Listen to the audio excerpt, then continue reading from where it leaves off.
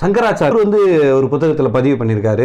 காமம் ஏற்பட்டால் பசுமாடா இருந்தா கூட பார்க்க தேவையில்ல, காலமாடா இருந்தா கூட கட்டி போட்டு ஏறிடலாம் அப்படின்னு சொல்லி நிறைய இடத்துல பதிவு பண்ணியிருக்காரு. டெய்லி காலையில சங்கராச்சாரி எழுந்திருச்சு காஞ்சி காமாட்சி அம்மன் கோயில்ல போயிட்டு செருப்பு எடுத்து சாமி எல்லாம் அடிச்சுட்டு தான் அடுத்த வேலையை தொடங்குவாரு. அப்ப நீங்க கம்யூனிஸ்டா? நான் கம்யூனிஸ்ட் தான். அப்ப சிபிஐயா சிபிஎம்? அது கம்யூனிஸ்டா. அவன் சாதியோட எப்படி இருக்க முடியும்? அப்ப எனக்கு தானா வருது இவர் கம்யூனிஸ்டா. பாப்பா தான் இந்த கருத்தியலை உருவாக்கி வச்சிருக்கான். நான் மேல் அப்படின்ற சிந்தனையை அவன் தான் உருவாக்கி வச்சிருக்கான். சங்கராச்சாரி ஒரு இடத்துல சொல்றாரு, வேலைக்கு போகும் பெண்கள் விபச்சாரிகள். இன்னைக்கு ஒரு பேராசிரியர் உட்கார்ந்து சாதியில நான் உயர்ந்தவன், நான் இல்ல சாதி இல்லையா அப்படின்னு உட்கார்ந்து பேசுறான் பாத்தீங்களா? அந்த பார்ப்பனர்கள் தான் எனக்கு பிரச்சனை.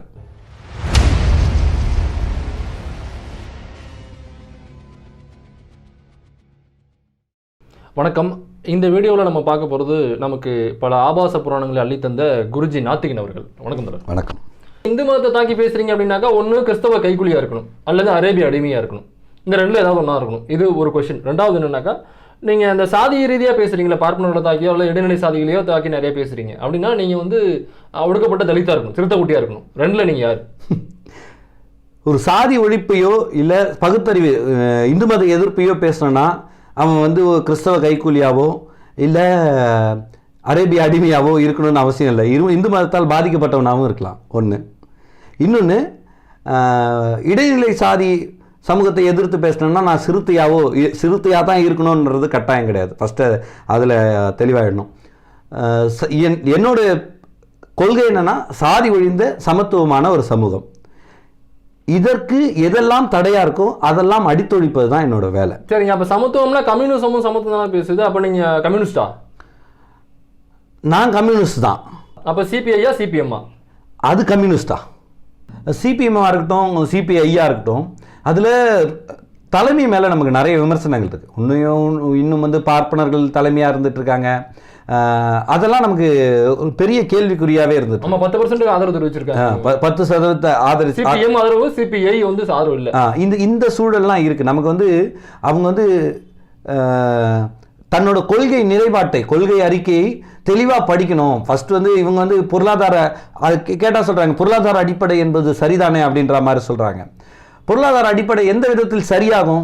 நீங்கள் வெளிநாடுகளில் பொருளாதார அடிப்படை வச்சோன்னா, கம்யூனிசம் வளர்ந்த நாடுகளில் இல்லை கம்யூனிசம் தோன்றிய நாடுகளில் நீங்கள் பொருளாதார அடிப்படையை வச்சிங்கன்னா அது அந்த இடத்துக்கு வேணால் அது சரியாக வேணால் இருக்கலாம். ஆனால் இங்கே வந்து அது கிடையாது. இல்லை, இங்கே சாதி தானே பெருசு.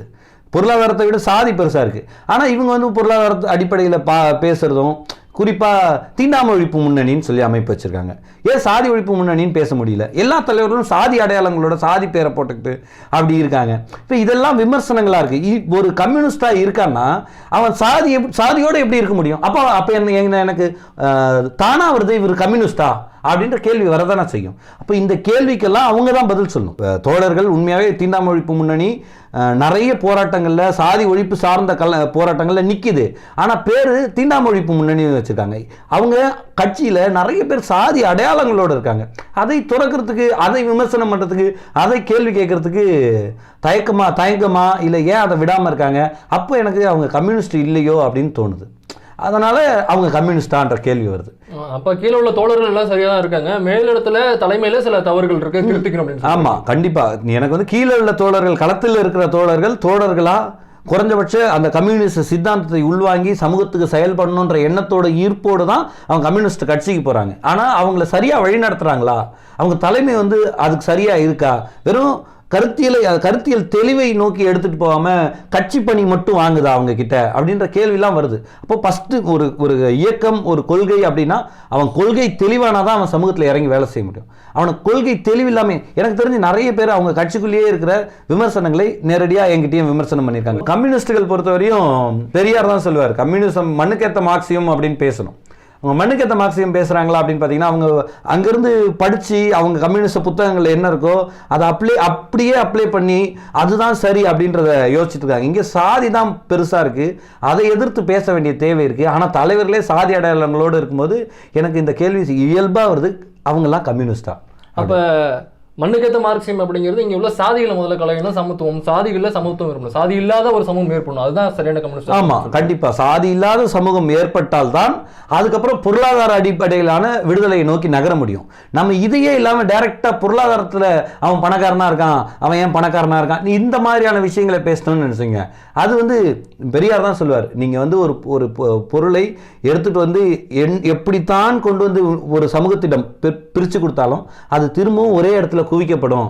அதுக்கு சாதிய சிந்தனையும் ஒழியாமல் இதை செய்ய முடியாது, சமத்துவமா எல்லாரும் பயன்படுத்த முடியாது அப்படின்னு சொல்லுவார். தீண்டாமை ஒழிப்பு முன்னணின்னு ஒரு அமைப்பு இருக்கு, தமிழ்நாட்டில் மட்டும்தான் இருக்கு. மற்ற மாநிலத்தில் ஏன் மற்ற மாநிலத்தில் தீண்டாமை இல்லையா, மற்ற மாநிலத்தில் சாதி இல்லையா? ஏன் இங்கே தீண்டாமை ஒழிப்பு முன்னணினா இங்கே பெரியார் இருக்காரு, இங்கே திராவிடர் இயக்கம் இருக்கு, சாதி ஒழிப்பு பேசுது, இங்கே இவங்க பேசலைன்னா இவங்க அம்பலப்பட்டுருவாங்க அப்படின்றதுக்காக வச்சிருக்காங்களோன்னு தோணுது. ஏன் மற்ற மாநிலத்தில் வைக்கல அப்படின்ற கேள்விக்கு அவங்க பதில் சொல்லணும். அப்படி இல்லைன்னா அதுக்கு இதுவாக தான் காரணமாக இருக்கும். இப்போ பெரியாரை பற்றின நிறைய செய்திகள் சொல்கிறத வதந்திகள்னு சொல்கிறது தெரியல, அது நிறைய பரவிட்டு இருக்குங்க. மணியம்மை வந்து அவருடைய வளர்ப்பு மகள் அப்படின்னு ஃபர்ஸ்ட் சொன்னாங்க, அப்புறம் அவருடைய சொந்த மகள் அப்படின்னு சொன்னாங்க. இப்போ வந்து பெரியாரே வந்து கருப்பை உள்ள வச்சுக்கிட்டு அவரே பெத்தெடுத்த குழந்தை தான் மணியம்மை, அவரையே ஒரு கல்யாணம் பண்ணிட்டாருன்னு சொல்றாங்க.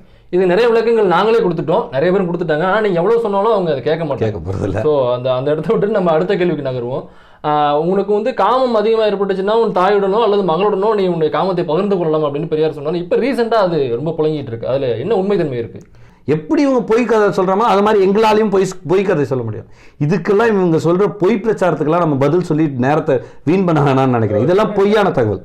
இதுக்கு வந்து ஆதாரம் இருக்கா இல்லையான்னு விட சங்கராச்சாரி ஒரு இடத்துல சொல்கிறாரு, வேலைக்கு போகும் பெண்கள் விபச்சாரிகள் அப்படின்னு சொல்லி ஓப்பனாக சொல்கிறார். வேலைக்கு போகிற பெண்கள் விபச்சாரிகள் அப்படின்னு சொல்லி அவரோட புத்தகங்களில் குறிப்பிட்டிருக்காரு. இதுக்கு ஆதாரங்கள்லாம் இருக்குது, புரியுதுங்களா? நாங்கள் அதுக்காகவே நிறைய போராட்டங்கள்லாம் நடந்திருக்கு.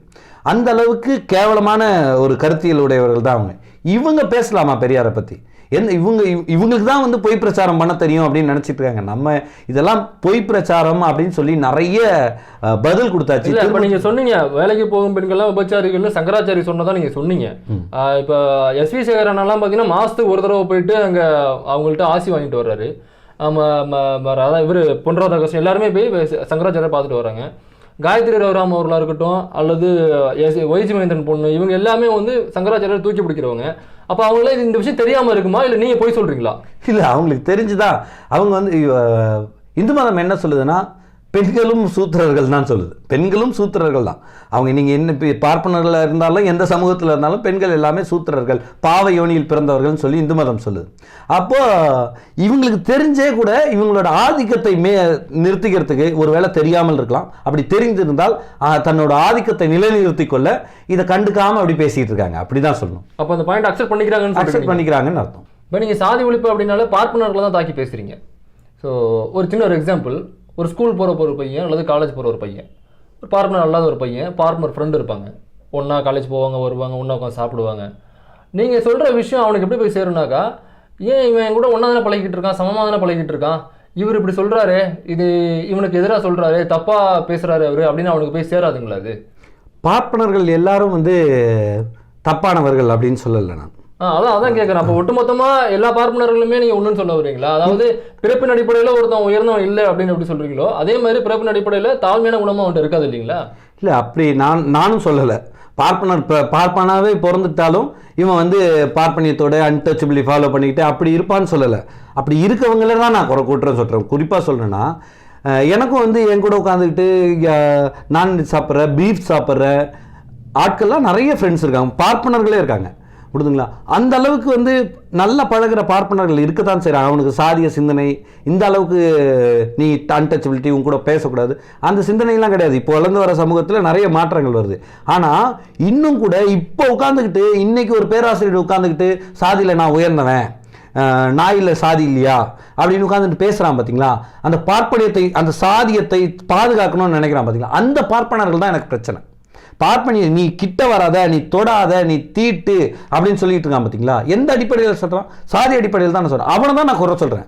உனக்கு உறுத்துதுன்னா அப்போ நீ அந்த இடத்துல இருக்கேன்னு அர்த்தம், புரியுதுங்களா? அப்படி இல்லை என் கூட நல்லா பழகிறான், அப்படி என் ஃப்ரெண்டாக இருக்கான் அப்படின்னா அவன் எனக்கு நண்பன், அவன் பாப்பானியாவே, அவனை நான் பாப்பானாவே பார்க்கல, புரியுதுங்களா? எனக்கு என்னை சக மனிதனாக மதிக்கிற எவனா இருந்தாலும் நான் ஏற்க தயார். என்னை சாதி சொல்லி நீ தடுக்கிற அப்படின்னாவே அப்போ உங்ககிட்ட ஒரு பார்ப்பனியம், அது வந்து பார்ப்பனியம் என்பது பார்ப்பனர்களிடம் மட்டும்தான் இல்லை, அந்த பார்ப்பன சிந்தனை எல்லா சமூகத்திடமும் இருக்கு. அந்த பார்ப்பனிய சிந்தனை ஏறிடுச்சுன்னா கிட்டத்தட்ட பாப்பான மாதிரியே வேலை செஞ்சுட்டு இருக்கான். அப்போ அவனோட ஃபர்ஸ்ட் நம்ம தெளிவுபடுத்த வேண்டும். பிற்படுத்தப்பட்ட சமூகத்திலேயே அவன் இருந்தான்னா அவங்ககிட்ட உங்ககிட்ட இருக்கிறது பார்ப்பனிய சிந்தனை, ஃபர்ஸ்ட் இதை விடு அப்படின்னு சொல்லணும். பாப்பானா தான் ஃபர்ஸ்ட் இந்த உன்னோட புத்தியை நிறுத்து, நீ மாத்திக்கிட்டனா உன்னை ஏத்துக்க நாங்கள் தயாராகும். இப்போ நீங்க சொல்ற விஷயம் ஓகே, ஆனால் நீங்க பாப்பான் அப்படின்னு சொல்லும் பொழுது குறிப்பிட்ட அந்த சமூகத்தை சேர்ந்தவங்களை ஹர்ட் பண்ணும்ல, அப்போ வந்து அவங்களுக்கு மட்டும்தான் அந்த வார்த்தையா இல்லை அதுக்கான டிக்ளரேஷன் எப்படி நீங்க கொடுக்குறீங்க?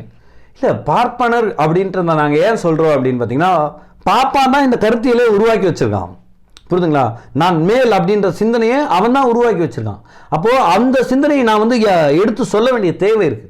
இப்போ எக்ஸ் இருக்கு, ஒய் இருக்குன்னா எக்ஸ் ஒய்ன்னு சொல்லிட்டு நான் குறிப்பிட்டு ஆனாதான் இதுதான் அப்படின்னு சொல்ல வேண்டிய தேவை இருக்கு. அதனால அவர்கள் பேரை சொல்லி தான் நான் சொல்ல முடியும். புரியுதுங்களா? இல்லை, நான் பொதுவாக பேச முடியாது. இப்போ எனக்கு வந்து நீங்கள் ஒரு பொருளை கொடுக்குறீங்கன்னா நீங்கள் கொடுத்தீங்கன்னா நான் சொல்ல முடியும். அப்போ இது வந்து ஒருத்தர் கொடுத்தாரு அப்படின்னு சொன்னால் அது சரியான வாதமாக இருக்கணும். அப்போ பார்ப்பனியம் தான் இங்கே சாதிய கட்டமைப்பை உருவாக்கி நம்ம கிட்ட கொடுத்து வச்சிருக்கு. அதை இங்கே தூக்கி சுமந்துக்கிட்டு இருக்கான். ஃபர்ஸ்ட் டே பாப்பா உனக்கு மேலே நின்றுக்கிட்டு உன் கையில் சாதியத்தை கொடுத்து வச்சிருக்காண்டா, ஏன் மேலே நிற்கிறான்னு கேட்காம கீழே இருக்கவங்க கூட சண்டை போட்டுட்டு இருக்கியே, பாப்பா உனக்கு மேலே நிற்கிறானே அவனை கேள்வி கேட்டிருக்கியா அப்படின்னு பார்ப்பான் மேல இருந்து மூட்டி விடுறான்ல, அவனை கை காட்ட வேண்டிய தேவை இருக்கு. அப்போ அங்கே இருக்கிறது பாப்பான் அப்படின்றத காமிக்க வேண்டிய தேவை இருக்கு. ஸோ இந்த மனநிலைங்கிறது எல்லா சமூகத்திலுமே இருக்கு, பார்ப்பனர்கிட்ட மட்டும் இல்லை. பார்ப்பனிய மனநிலைங்கிறது பார்ப்பனர் அல்லாத எல்லாருமே இருக்கு. எனக்கு தெரிஞ்சு பெரியாரியல் கொள்கை சார்ந்து இயங்குகிற பார்ப்பன சமூகத்தில் பிறந்த ஆட்கள் இருக்காங்க. அவங்க பெரியாரோட அத்தனை கொள்கையை ஏற்றுக்கிறாங்க, பெரியாரோட சாதி ஒழிப்பை ஏற்றுக்கிறாங்க, பெரியாரோட சமத்துவத்தை ஏற்றுக்கிறாங்க, இடஒதுக்கீடை ஏற்றுக்கிறாங்க. இந்த மாதிரியான கருத்தியலோட பார்ப்பன சமூகத்தில் பிறந்தவங்க இருக்காங்க. புரியுதுங்களா? இவங்க வந்து நான் பேசுகிற பார்ப்பான் யாருன்னு அவங்களால புரிஞ்சுக்க முடியும். புரியுதுங்களா? அந்த பாப்பானை தான் நான் எதிர்க்கிறேன். அவங்களும் பாப்பானே பேசிட்டு இருக்காங்க. இப்போ நான் சொல்ற அந்த நபர் சமூகம் சார்ந்து இயங்குற பார்ப்பன சமூகத்தில் பிறந்திருந்தாலும் அவங்க மேடையில் பேசும்போதும் பாப்பான் தான் பேசிட்டு இருக்காங்க. அப்போ அந்த பாப்பான்றது தன்னை குறிக்காதுன்றது புரியுதுங்களா? அந்த இடத்துல அது வந்து அந்த சிந்தனையோடு இயங்குற அந்த பார்ப்பனர்களை குறிக்கும். அவன் தானே நமக்கு இதை கொடுத்தான், இதை ஃபர்ஸ்ட் விடுறா அப்படின்னு சொல்ல வேண்டியது, கை காட்ட வேண்டிய, அடையாளப்படுத்த வேண்டிய தேவை இருக்கு. அதனால அடையாளப்படுத்திட்டு இருக்கோம். இவ்வளவு கேள்வி நாங்கள் கேட்டோம், பொறுமையாக பதில் சொன்னீங்க எல்லாத்துக்கும். நீங்க ஏதாவது சொல்லணும்னா தாராளமாக சொல்லலாம். இல்லை, கருப்பர் கூட்டத்தில் நான் பேசிகிட்டு இருக்கேன். அதுக்கப்புறம் யூடியூப் ரூட்டர்ஸ் நீங்கள் கூப்பிட்ருக்கீங்க, ரொம்ப மகிழ்ச்சி. அது இல்லாமல் கருப்பர் தேசம் அப்படின்ற பேரில் ஒரு சேனல் ஒன்று நடத்திட்டு இருக்கேன், யூடியூப் சேனல். உங்களுக்கு எந்த மாதிரியான ஆதரவு வருதோ அதே ஆதரவு உங்ககிட்ட இருந்து கருப்பர் யூடியூப் ரூட்டர்ஸோட நேயர்கள் தருவாங்க அப்படின்னு நான் நம்புகிறேன். இதுவரை என்கிட்ட கேள்வி கேட்டீங்க, ரொம்ப மகிழ்ச்சியான பதில்கள் இருந்தது, ரொம்ப சுவாரஸ்யமாக இருந்தது. ரொம்ப நன்றி.